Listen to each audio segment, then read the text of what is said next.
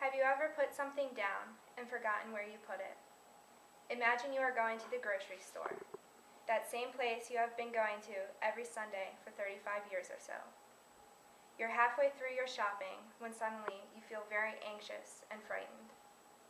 You have no idea where you are or how you've gotten there. The same woman that always rings you up and that has been to your home for dinner multiple times approaches you to ask if you are all right, but you become even more frightened that this stranger knows your name. Today, I am going to inform you about what Alzheimer's disease is and what you can do to delay and possibly prevent the disease. Let us begin with what the disease is. Alzheimer's, according to the National Institute on Aging, is the change to certain nerve cells in certain parts of the brain, which result in the death of a large number of the cells. As the damage to the nerves worsens, the symptoms become more. Eventually, the person will have to be put under total care because they will not have the ability to organize or rationalize for themselves. Genetic makeup, environment, life history, and current lifestyles are the main factors that affect one's chance of developing Alzheimer's disease, according to the U.S. Department of Health and Human Services. Now that we know the basics of Alzheimer's disease, it makes you wonder how one lives with this. According to the Alzheimer's Association, Barry Reisberg, MD Clinical Director of the New York University School of Medicine's Silverstein Aging and Dementia Research Center, he has developed the stages of this disease. Stage 1, no impairment. At this stage, the patient is not exhibiting any symptoms. Stage 2 is very mild cognitive decline.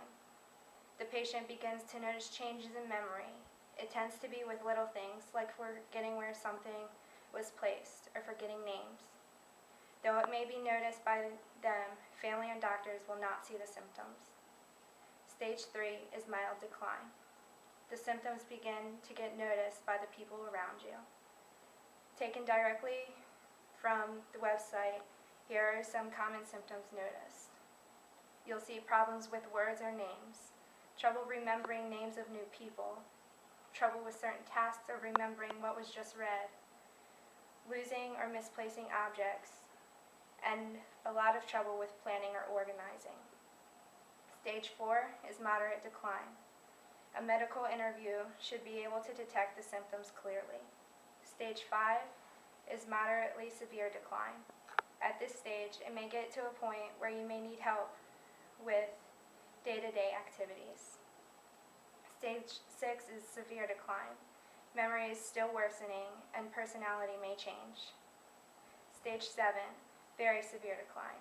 Here you lose the ability to respond to your environment and may even lose muscle memory and therefore lose some of your bodily functions.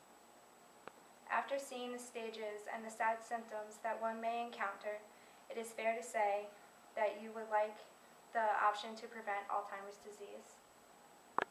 Many have come up with different ways to prevent the onset of Alzheimer's disease.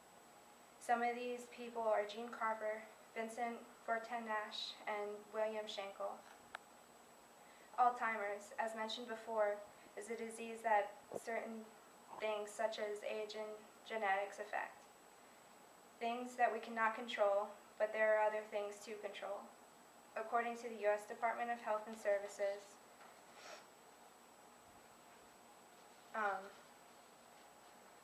research has linked exercise to improved brain function. Maintaining a healthy diet with a lot of fruit and vegetables, engaging in social and intellectually stimulating activities, controlling diabetes, cholesterol, and blood pressure levels, and maintaining a healthy weight. Many of these suggestions may help to delay the onset of Alzheimer's, but there is not a guarantee that it will prevent the disease. There is not yet a drug or a solution really to Alzheimer's.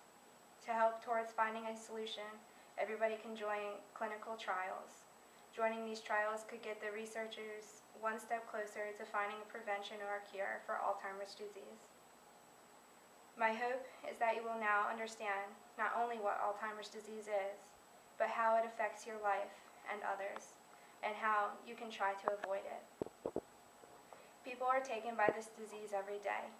They have to suffer the symptoms, but remember, it is not just them losing their lives and freedom, it is their families as well. So from this, I hope you take the steps to protect yourself, and maybe take it a step further and become a part of the cure. To become a part, you can go to www.nia.nih.gov/Alzheimer's or call the ADEAR Center at 800-438-4380.